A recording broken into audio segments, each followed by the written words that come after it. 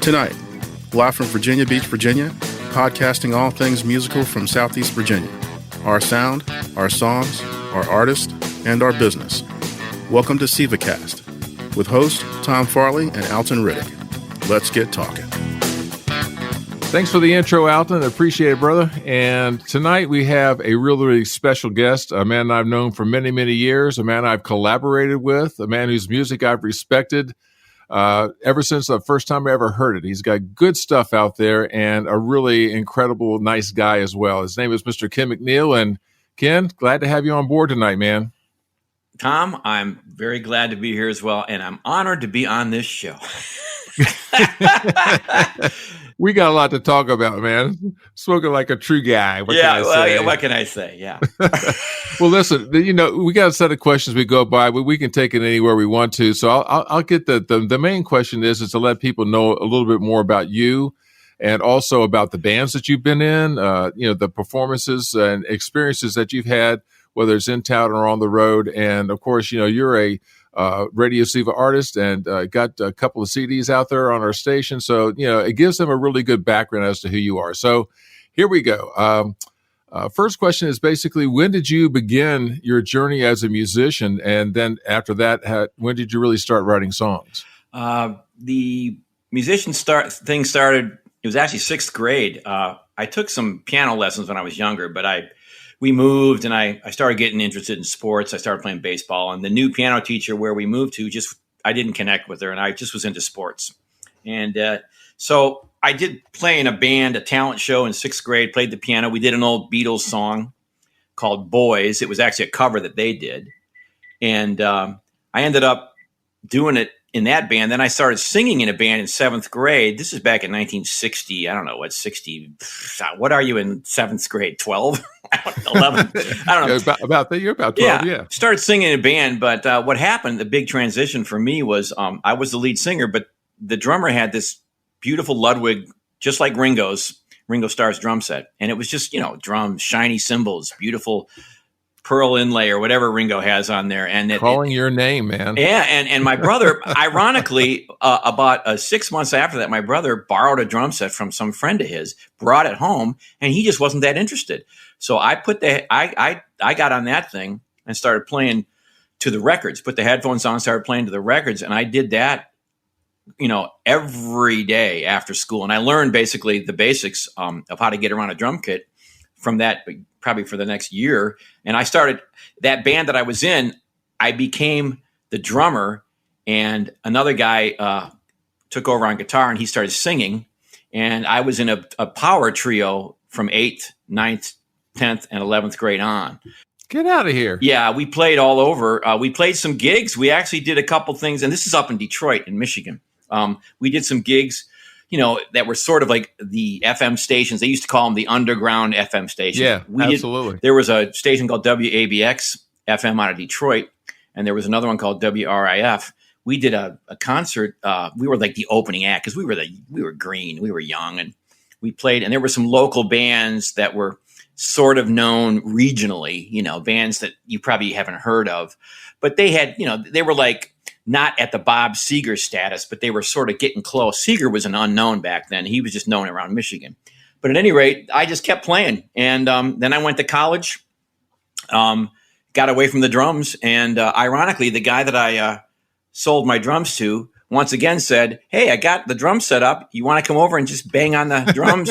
and the headphones are right there. So I kept on playing the drum. And as much as I tried to get away from it, but while I was at college, I picked up a very cheap Stella nylon string acoustic guitar. And I learned a little bit of basics while I was in those other bands. Because those bands I was in high school, the one band I was in, the guitar player was very good. And we weren't bad, what kind of stuff were you doing? We were doing, the typical. We did the Cream, the Hendrix. We did some, but we also did some Motown. We did, Heat Wave, and we did, some It's All Right by what's that guy? I don't know if it's Jackie Wilson or whatever that guy's name. Yeah. And we did some of that, and we did some Spirit was a big one that you had to do stuff because you didn't have a keyboard player, you didn't have a rhythm guitar player. Sure, understood. And we did a lot of the trios, but it was mainly the only trios you had back then were basically James Gang, we did Cream, James Gang, and Hendrix, because those were the power trios, And there were some local bands in Detroit that, that was quite a music scene back in those days in Detroit. You had the Amboy Dukes, and you had, of course, Seeger was just coming out, and with Ramblin' Gamblin' Man, and then there were a lot of bands that were close but never quite got to that thing. But what happened in college, when I went to college, I had that guitar, and I wrote my first song when I was a freshman in college. You wrote it on guitar instead of keyboards? Yeah, I didn't have a keyboard at college. I would go to the the lobby. There'd be a piano in those old dorms, Yeah. And I went in there and I'd kind of bang away on some stuff, but mainly I just played the guitar. And I started writing songs that freshman year, and I played a couple solo gigs at some pizza parlors off campus and a couple of clubs, and I wasn't very good. I was trying to make a go of it with a real career. My dad was not supportive. He was very against me. This is different times, and he was really kind of scared of, the whole sex, drugs, rock and roll thing. Oh, sure. A lot of parents were back then. Understandably so, because a lot of casualties from that era. But anyway, to make a long story short, I went to Florida while I was in school, and I had a job. I went to school at Western Michigan University, and I had a job as an assistant manager at a record store, and I was still taking 1 or 2 classes per semester. I had a couple weeks vacation, so I went down to Florida to visit an old friend of mine from Michigan. He took me out to a club where a duo was playing, a couple guys on acoustic guitar, and they were very good. And, back then there weren't as many guys doing that. There wasn't the duos. Now they're everywhere. Back then there weren't that many. And I was drinking a lot of beer that night with my friend. We were having a good time. And the guy, one of the guys in the duo said, "Anybody want to get up? This is new talent night." So my friend That's me. I hear you calling my name. I didn't do it though. They didn't have a drum set up there. The guy said, my buddy said, "Just you do. You can this," and he's yelling. This guy can play drums and sing, and he plays some guitar. And I said, "I'm too drunk. I can't." So he raised my hand. The guy comes in the audience and he pulls me out. He just picks me, that kind of thing. Drags me up on stage, and I'm like, and the crowd's going, "Yeah," And I'm like, oh no, what am I going to do? I look at their song. I didn't know anything. I knew one song, and it was "Fire and Rain" by James Taylor. So, that song was being played to death. So I remembered it. I sang it. They played the guitar parts flawlessly, and just like the record. And they said, "Do you play another instrument?" I said, "I play drums." They brought a drum set in the next night, and lo and behold, they said, "We got a house gig here. Do you want to be our drummer?" And I said, "Absolutely. This is what I've always wanted to do. Is no matter how hard I tried to get away from it, I always got back. Something always happened. Pulls me back in. Yeah, it pulls you back. You know how it works. So really quickly. So then the next night, I'm playing drums with these guys, and then the night after that, a couple friends that I still know to this day came down, and they knew one of the guitar players, and they sat in with us. And that one of those guys was Ken Taco Walker. This is back in 1979. Yeah, he was in Florida with you? Well, he came down to visit. Okay. And the guitar player, one of the guitar players in the band that I was in, was a guy named Jimmy Durand. And they were both in that band SME 2, which was here from Virginia Beach in the late 70s. So, and then the other guy was a keyboard player by the name of BJ Liederman, and BJ was in SME 2 as well. So they came down. And that's how the foundation for the band I was in Atlanta came about. We kept in touch, and we formed another band, and that was the best band I had been in, and we made a good living, and blah, blah, blah. But that's how, and I started writing songs throughout. I would add, maybe they do one of my songs, but I didn't really become a songwriter until I moved here, believe it or not, where I have an actual body of work. I think it was 1990. Anyway. There you go. That's a hell of a beginning, man. When did you start incorporating, keyboards seriously into your music? Well, I had done a demo in Detroit back in. I did back then it was demos, and you shop it around, and right, So I did a demo in Detroit at a guy. Do you remember that early Budweiser commercial that the guy that had the real gravelly voice? "This Bud's for you." Yeah. Okay, a guy named Larry Santos. He's a big jingle singer up in Detroit. Well, his son is a musician and a producer. Well, a friend of mine who I was in a band with in high school said, "Hey man, I like your stuff. You want to? I'll finance a demo for you." So I get to go to this luxurious studio, and the guy flies me up from Virginia Beach. I get a hotel, car rental, got treated like a rock star, and I did a demo up there. And there were some really good musicians that worked with me, Detroit session guys, and basically that's how. And there was a nice keyboard there. And I said, well, a couple of songs I've written have piano. So I played piano on most of those cuts. And it was pretty difficult because I had never recorded on the piano. But that's how that started. But I've always liked, what I love the most has always been a band that consists of acoustic guitar, electric guitar, piano, and a B3, and bass, drums, and maybe a percussionist. I've never been a big synth guy. I like string quartet too, but I really never have been a huge synthesizer. I just like the B3 and the piano. I love those sounds. So, but anyway, that's basically where that started. And since 1990, I did another demo up there in '96. Same guy financed it, and that was done at a studio in downtown Detroit where they mixed Bob Seger's greatest hits record, and one of his backup singers sang with me on that demo. And there's a couple of those songs that are available. A woman by the name of Karen Newman. She was on the road with Seger for, I don't know, maybe 15 years in his heyday, 80s and 90s. And she used to always sing the national anthem at the Detroit Red Wing hockey games. So we're down here, and she's just down there. She's getting ready to go sing, and she's leaving early. She's getting ready to go sing. And my friend, a guy named Buzz Silverman, goes, "Hey, Karen, why don't you stop by and do some backup vocals from my friend Kenny?"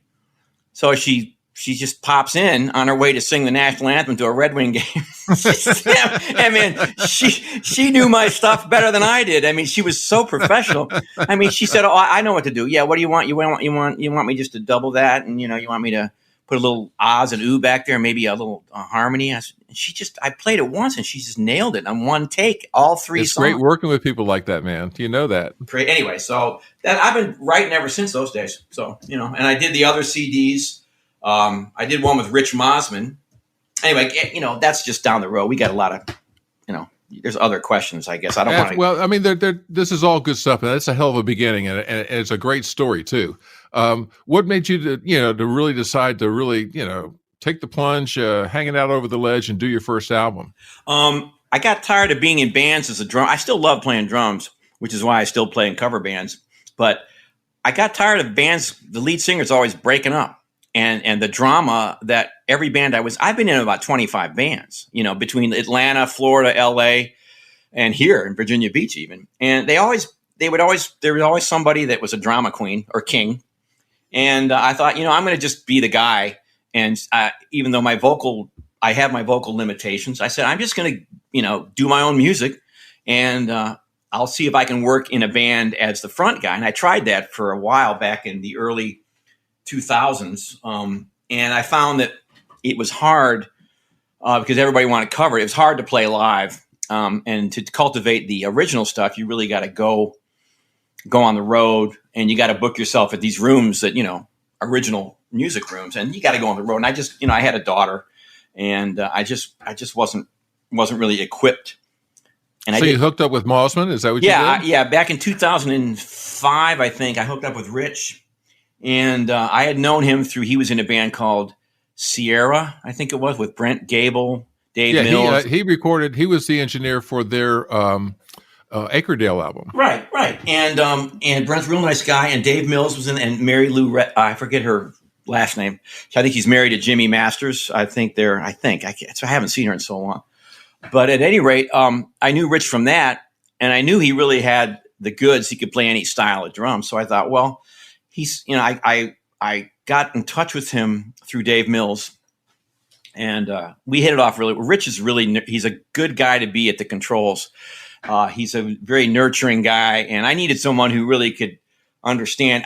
I don't think my album came out exactly the way I wanted it to, but that was a learning process. It always is. It was the first one it was the first album I did. The other things I did were demos, which I turned into one kind of record with 7 songs on it. But this was 12 songs, and there were some things I compromised on. There were some backup vocals I didn't really want, but I let them go on. And there was a lack of, I wanted to strum more guitar in there. I wanted more pads, maybe more organ and or piano. But it came out a little more jazzy than I thought it would.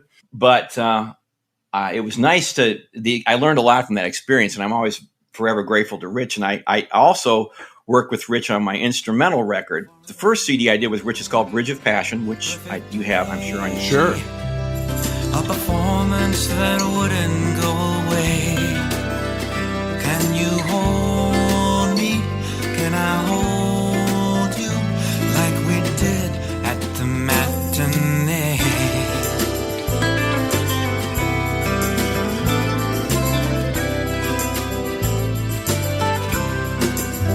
The years have passed. There's a stage where a monkey plays a solo from his cage. He's from LA. His lyric speaks. And the second one is the instrumental one, Scenes from the Cinema. Right. And what happened to me is I got tired of my voice. It's kind of like, I don't really, I think I exhausted all the topics I wanted to sing about. I did, my Bridge of Passion record was heavily inspired by my wife, Danielle, who I'm married to at the present. And took me a while to get that right. But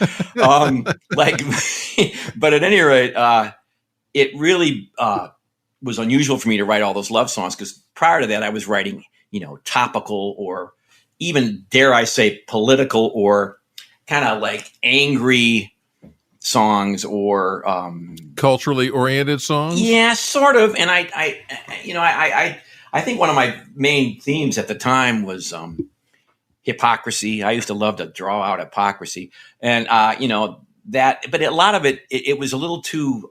It was unfocused, and I just started thinking. After I've written all these songs, I thought, well, you can use the same topics, and you can sing it in a different way, and you can write a different kind of lyric. I mean, you're a songwriter. Sure. You definitely know it's the same thing can be said in many different ways. But I got to that point, since metaphors were not very user friendly for me, and I'm so critical of my lyrics, I just thought to myself, I really love just making melodies. I love film scores. There's no pressure to write a sort of a perfect crafted song, and I can just make it as short or as long as I want. I can go anywhere I want with it, because film scores are based on the emotion of the scene, what's going on, and I prefer the pastoral, emotional scenes of movies. I love, thrillers and action movies, some of them, but, I'm not going to write something like, Star Wars or Jaws or, that suspenseful, that's not a film score I would buy. But there's about 6 or 7 composers that have heavily influenced me in my writing, but the arranging is the trick. Rich and I learned a lot about that. Rich had some good, he went to Berklee School of Music, so he's got some basis in that, and he has some knowledge of that. And it was so hard for me to convey. So I would bring in certain composers that I loved, and the guys that I loved, a guy named David Hirschfelder, a guy named James Newton Howard, a guy named Thomas Newman. Oh, I love Thomas Newman's stuff. Yeah. Oh, it's just beautiful stuff. And yeah, sure. These guys are just absolutely amazing. And Elmer Bernstein, he's an old time guy. And he's got more soundtrack and scores than you could. Just tons of them, man. Yeah, Dave Grusin was another guy. Did a lot of the piano stuff in a lot of the 80s and 90s films. So I would bring those in, and we kind of, my piano skills are what they are. So, and I have a little bit of arthritis in one of my fingers on my right hand. So you do what you can. And I just said, let's keep it simple. Little pads of strings, maybe some cellos on some things, and not too many, not too much busyness going on. Just let the melody go where it goes. So I'm in the process of trying to get that out there. And now that I'm not playing much in the band because of the COVID thing, we're not doing hardly any gigs except Froggies, basically. I just want to get it out, and hopefully somebody will go, I really like that. I think that would be perfect for our film. It would be nice to get some licensing as well. And you and I have talked about that as well. I mean, sure. people using bits and pieces of what you get, but you want to make some money. Because that's right. What did the guy? There's money. There's money to be made in synchronization. There's no doubt about it. Exactly. And the stuff that you have out on Scenes of the Cinema, with hearing your conversation and everything about working with Rich and everything, it seems like it was the absolute perfect project for your musical taste with your keyboards. You already had that experience of Bridge of Passion with Rich, and you had that focus and certainly the coronavirus kind of kicked in after the fact, but it gives you the chance to actually market that if you want to. I think it was the perfect project for this time in your life.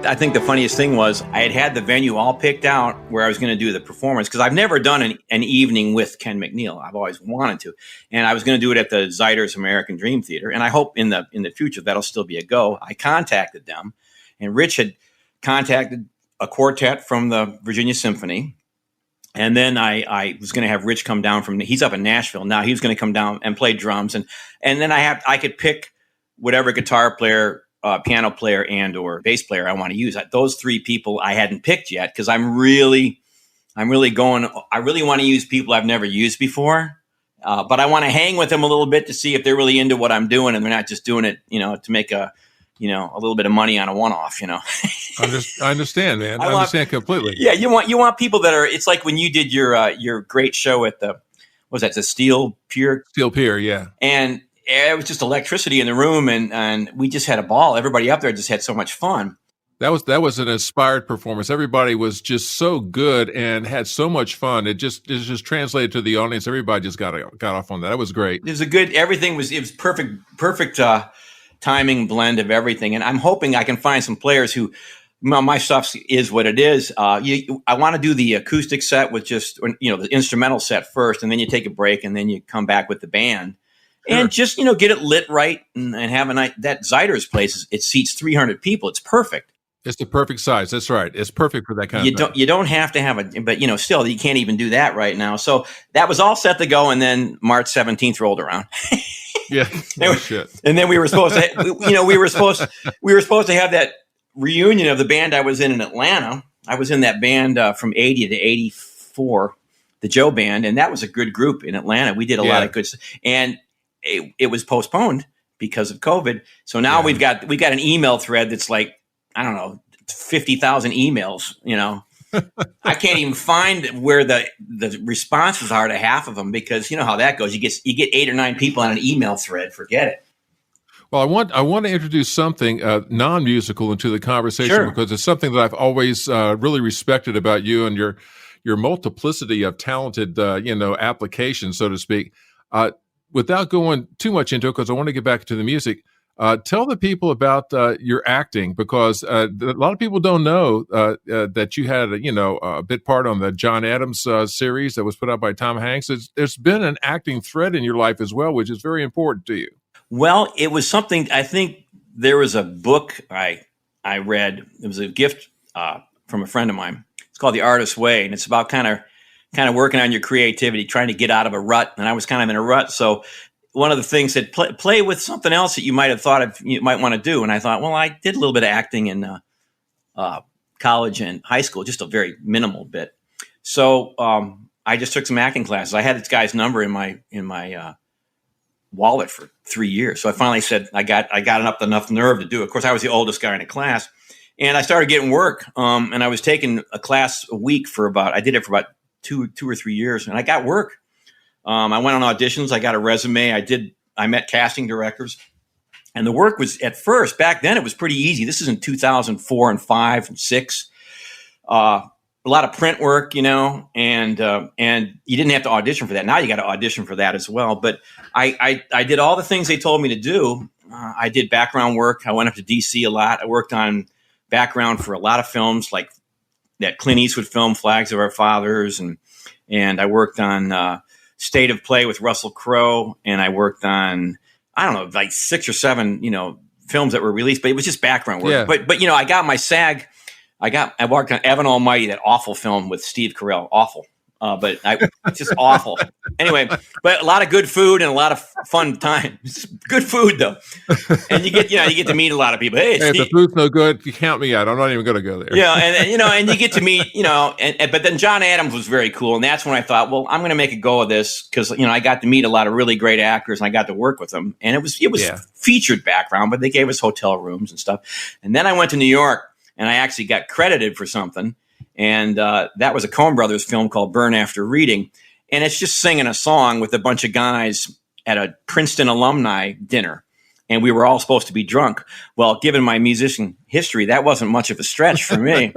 So, I can do that. So, I went up there and did it. And it was over so quickly. And it was a lot of work. I had to go up there 4 times in in a 3-week period. And in New York's, it's hectic and chaotic.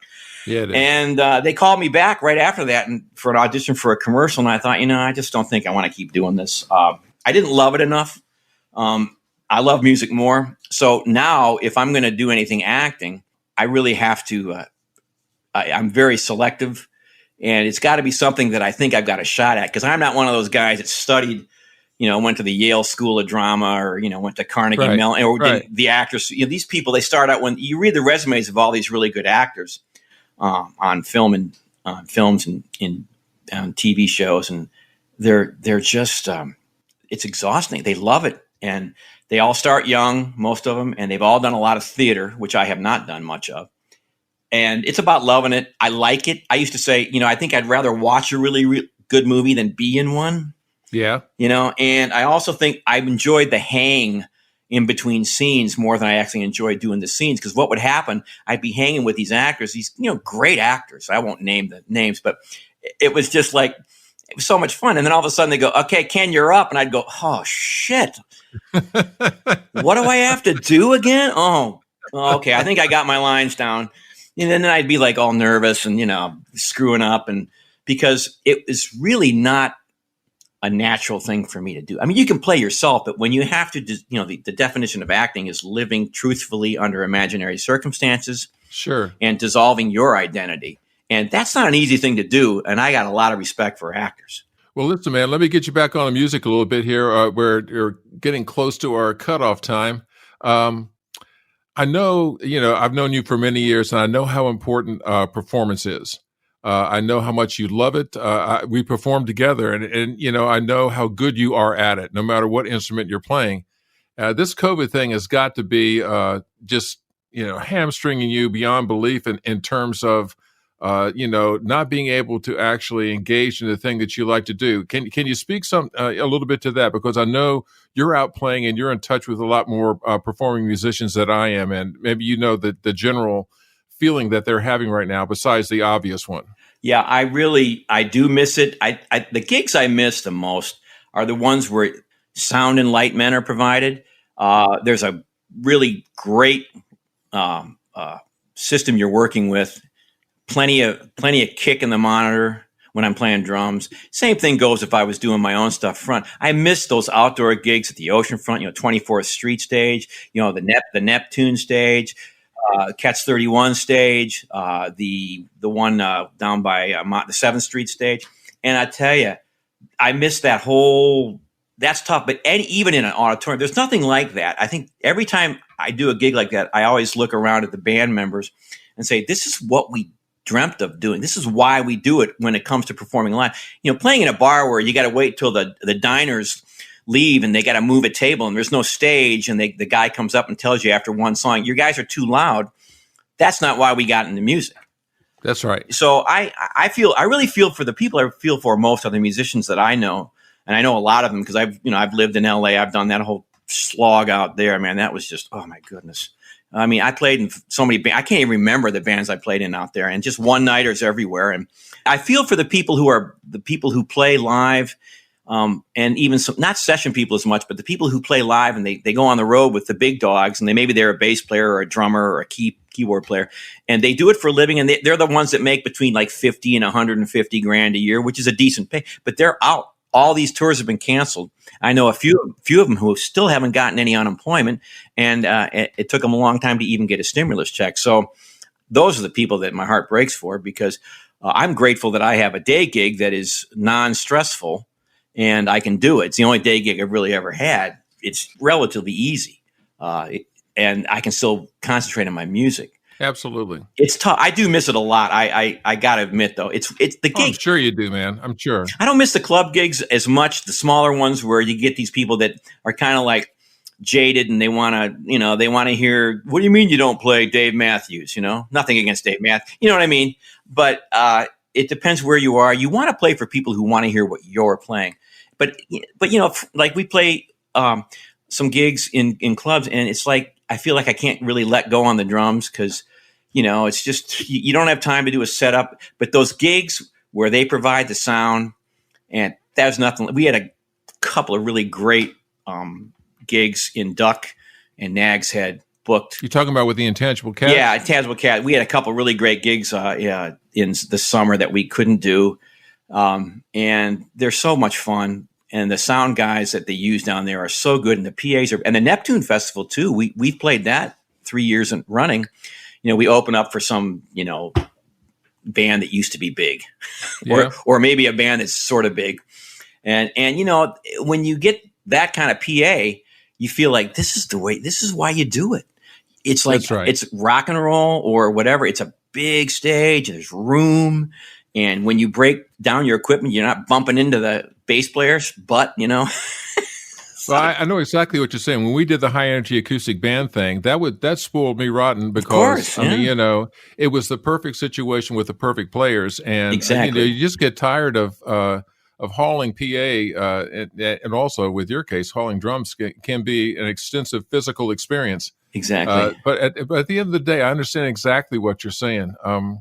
We're almost out of time. I want people to know how they can get in touch with you and the Cats, and if they want to ask you questions or want to pick up a CD or want to know where to download. You got where can they find you socially out there on the internet? Well, marketing is obviously not my strong point. Obviously, I've never been very good. But I'm on my music, and all you listeners out there, you can get my music it's on iTunes, Apple Music, Pandora, Spotify, Amazon Music, and I believe Deezer, which is sort of like an alt rock kind of odd site. Deezer. So you can get it. It's all available. Just if you have those on your phone, you can hear my stuff. And as far as I'm on Facebook, obviously, I have an Instagram account. I have a YouTube channel. It's Ken McNeill Music. I haven't gotten much content on there. I just put on some silly things for my living room when we first shut down. But and I've probably got some old cheesy acting commercials up there too. I don't know, just to give you some comic relief. But I don't know. It's just I'm out there. I'm getting to a point where I'm going to be sharing the song, the scenes from the cinema and Bridge of Passion links and telling people on the social media platforms as well. But I hope think it'd be great, man, because they're great products. And well, thank you. People who have worked with you, people who have recorded with you, know how much fun it is to be around you and to hang out or to make music with you. I can't tell you how much this. I feel like we could go for an hour or two and hanging and telling stories and stuff. Oh, we have a great history from way back in Chick's Beach Cafe. Absolutely. It goes back that far. I mean, we are really dating ourselves. That was fun, though, man. Those were great, man. We alternated weekends there for 2 years or something. That was That's right. It was almost home base, so to speak. It really was. And, I just want to say really quickly, and to people out there listening, Tom Farley's doing a really great thing with SEVA Radio, and all these local artists that are on the radio station. Just give it a listen. There's some great people out there. And I appreciate you, Tom, very much. Thank you, brother. It's always been great hanging with you and talking with you. And what you're doing is great. And I'm just very, like I say, honored that we can do this. We're going to do this again. I mean, we've had lots of conversations, and there's a lot of stories that you told me that are really worth hearing. We'll do this again sometime, man. But right now, I just want to thank you so much for giving me your time, and just have a great evening. Okay. You do the same, Tom. Okay, brother. All Thanks right. a lot. Thank you. See ya. Check out Radio SEVA by going to the SEVA Sound homepage and clicking Radio SEVA, or to live365.com and search Radio SEVA. If you have any questions, comments, or topic ideas for SEVACAST or for Tom and Alton, go to sevasound.com and click on the Contact tab.